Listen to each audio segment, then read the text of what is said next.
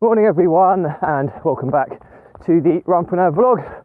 So whether you're watching, reading or listening to this episode, I am on a mission to raise £1 million for children's charities by run vlogging on consecutive days the distance of one lap around the globe, which is 40,075 kilometres. I'll do this by running a minimum of 5k a day, aiming to do 50 kilometres a week. The total journey will take approximately 15 years. So it's a pretty epic challenge, plenty of time to raise lots of money. And as always, for those regulars, I cover a different topic each day of the week on my vlog. And today it's Saturday summary, where I give you an update on the journey of a serial entrepreneur.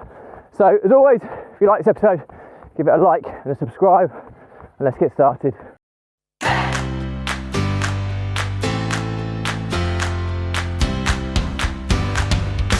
So, weekly update of my journey as a serial entrepreneur. So, it's been an interesting one this week. I don't know whether it's been positive or not. I'm just going past someone. Hi Kate, how are you? It's been, I think, a positive week. It's always funny when I come to these weekly episodes. I can't tell whether it's been a really good week or an okay week or a not so good week. Well, I'm fairly sure it hasn't been a bad week, but what I'll do is I'll go through each business in order and I'll give you the highs and lows of each, so you can kind of judge for yourself and we'll make a decision at the end. So, Property Empire Investments, which is our deal sourcing business, no sales this week, which is a first for a while, but what's become abundantly clear is that the government-backed agency that we use for the long-term leases, the approval rate has dropped. Now that does, from time to time, it fluctuates depending on kind of supply and demand, because it's social housing for asylum seekers, so it's quite political as well. So that does change quite frequently. So we're not overly concerned about it, but obviously what's become abundantly clear is that we are reliant on their approval rates for how many deals we can sell.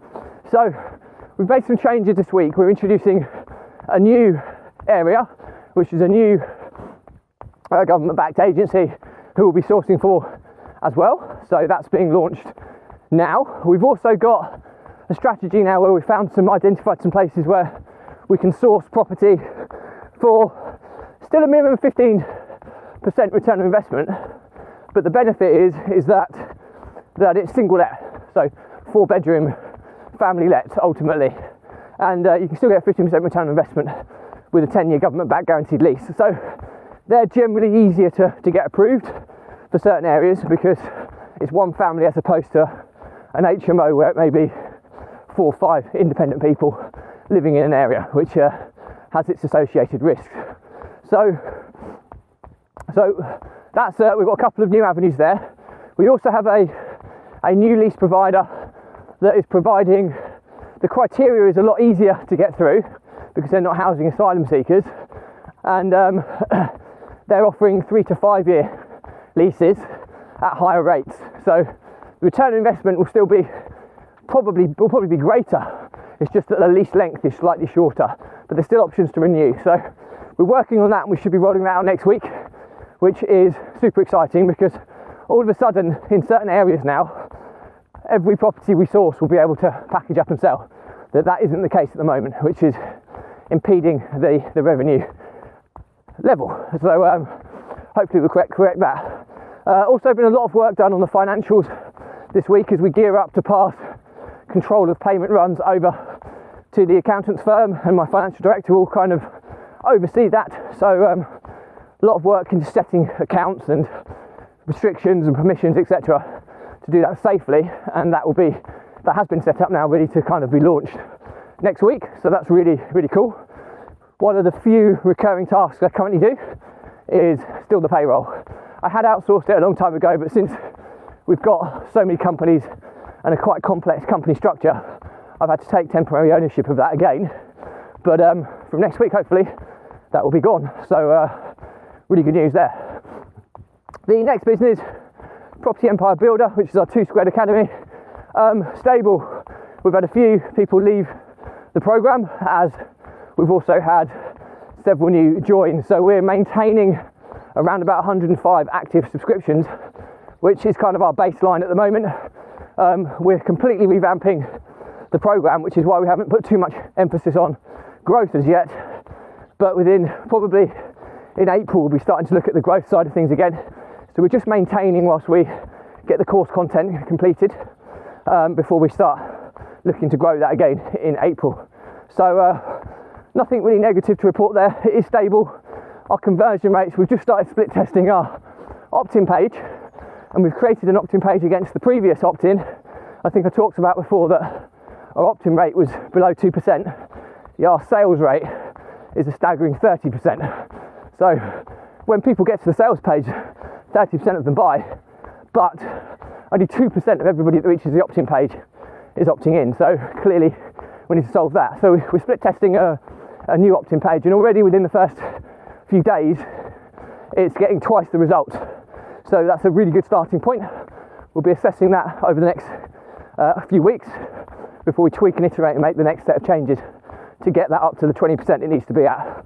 So overall, pretty good in Property Empire Builder as well. So the next one is the property business.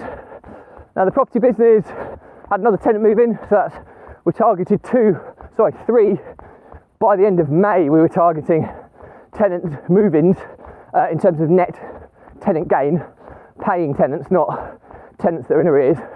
By the end, so that's 1 a month, because we've got some big refurbishment programs going on, and we've already got 2 of those, and we're not even at the end of March. So we need to keep our momentum going, but that looks like it's going quite well.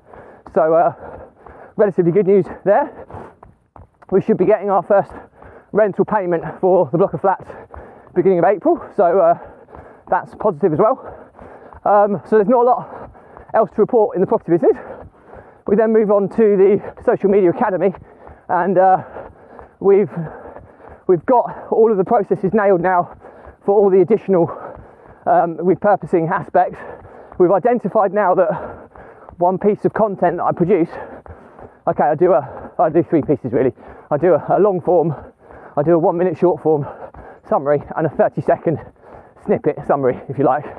And but I all do it in the same process, so it doesn't take me very long when I'm doing my runs. And that now goes out to 32 different places. So 32 different assets have been produced from 20 minutes a day of content creation when I do my run anyway. So the content repurposing stuff is really looking really good at the moment, and the processes are done. We should start seeing the blog and podcast being populated within the next week, because I'm 2 weeks ahead, so it takes a while for the processes to catch up, and then we'll be looking to launch them in the new tax year. So pretty super excited about that. The guys are starting to pull together videos on the process, so we're putting this together for our training program so that other people can learn how to repurpose their content, and we'll be looking to launch that at the beginning of May. So we're working on the content now, so that's being built up in the background, which is cool. So yeah, pretty good. The Runpreneur vlog, the challenge is going to be launched beginning of April, so there's a few people that know about it now as I talk about it already, but this challenge that went from producing content every day for a year whilst running has evolved now to a huge challenge of run vlogging to raise, in consecutive days, to raise £1 million for children's charity by, in consecutive days, run vlogging the distance of 1 lap around the globe, which is 40,075 kilometres.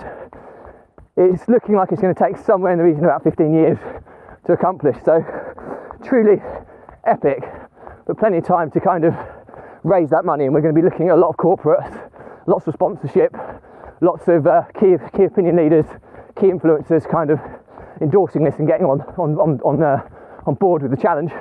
We're shortlisting our charities at the moment, so I think it's looking likely that unless we set up our own charity, which we don't want to do, we can only raise for a maximum of 6 in one kind of donation taking e-commerce platform. So there's a platform called Sponsor Me, where you can have 6 charities listed and the funds get shared equally. So that looks like the best option at the moment. But yeah, we'll see. We'll see if there's anything else where we can get 10. I'd love to be able to raise for 10 charities, because the aim is to cover as broad a range of issues that children face.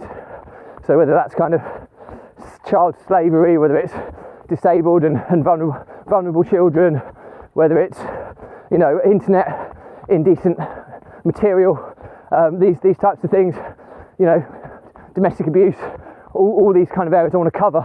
You know, health conditions, there's all sorts of things that I want to cover, but it's quite difficult to do it in just 6 charities. So that's the kind of criteria that we're trying to achieve. We're trying to make as much of a difference into so many areas.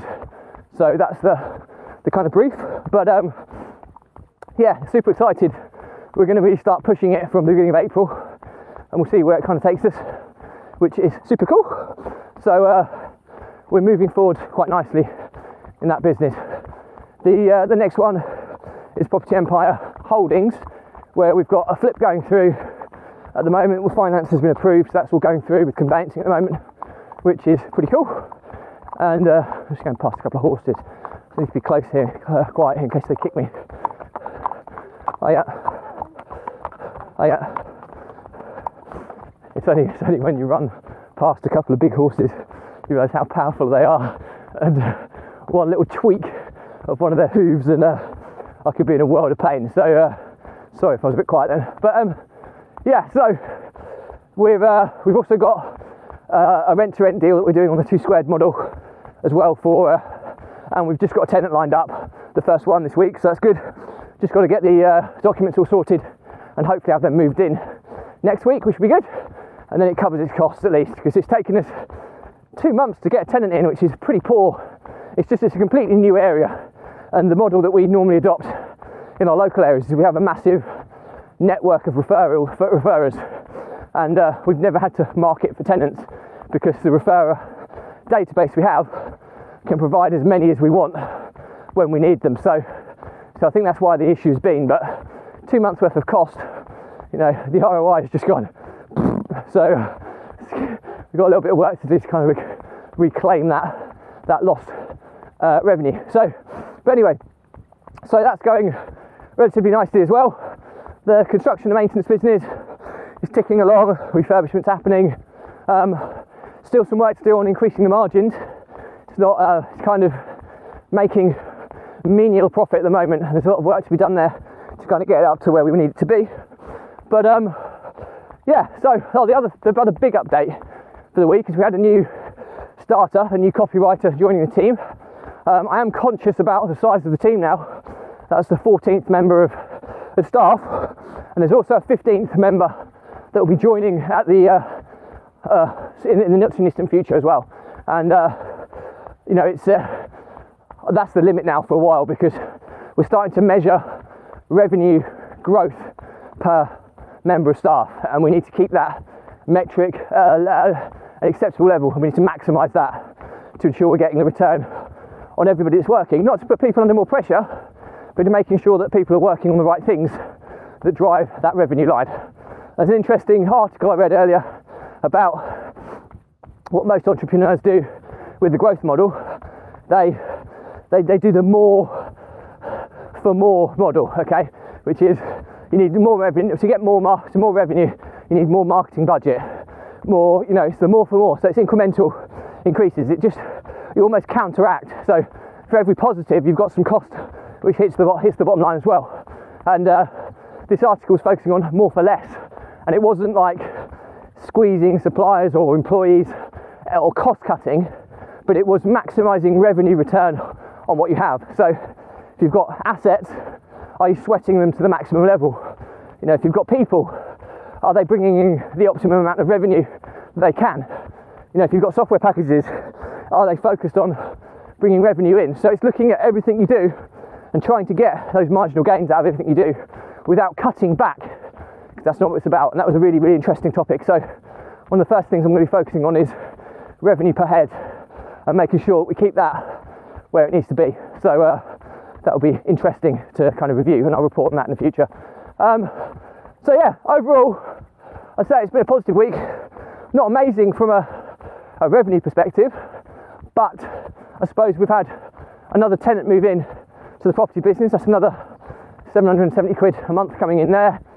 We've got a tenant lined up which is about £1,000 a month in the holdings business as well. So a little bit of increased revenue, which I suppose is positive, but no kind of significant growth or key sales to report on, unfortunately. But we've got a couple of new people starting, which is going to be cool. I'm really excited to have a full-time copywriter, something that we've needed for so long.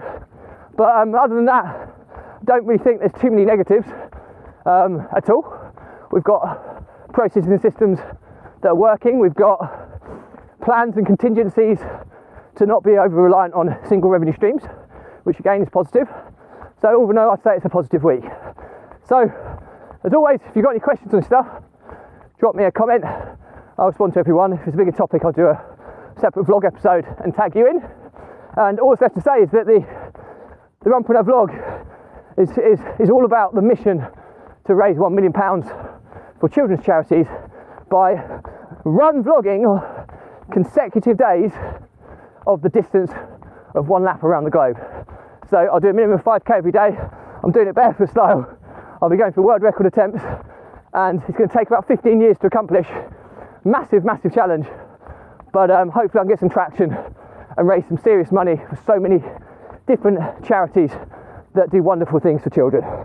So all that's left to say is that my content has always been geared around my passions, which is entrepreneurship and running, but most importantly, it's about helping people overcome the emotions of stress, overwhelm and anxiety by using exercise, or in my case running, as a release valve to relieve those daily and weekly pressures in the form of stress, process them, clear your head, gain clarity on what's going on, refocus and move forward. I think if you don't have that mechanism, whether it's exercise, reading, meditation, yoga, whatever, the kind of stresses, evolve into overwhelm. And when they start hitting overwhelm and you start freezing, you can't move forward, it switches to anxiety, where you start having anxiety attacks, panic attacks, which is venturing into the world of mental health issues, which we clearly want to avoid. Now, I've been there. I've lost businesses because of this. I've lost business partners because of this. And I've almost been bankrupt because of this. And it's no coincidence in the last 9 to 10 months since doing this running vlog, which is my release valve, I've made more progress than I have done in the previous 4 years. So hopefully there's enough social proof there to suggest this stuff really works. And my pledge to you is that if you are somebody who's struggling with this, drop me a message, okay? There's no catch here at all. I'm not selling you anything at all. We'll jump on a quick call. I'll give you a few steps that have made a massive difference to my life that I know are transferable to yours, and we'll get you back on the right path. Now, many have taken me up on this offer already, and I know we've made a massive difference to so many people already. As I always said, this vlog just saves one person or one business. It's been 1,000,000% worthwhile. So that's it for me today. All that's to say, stay positive, stay happy, and I'll see you tomorrow.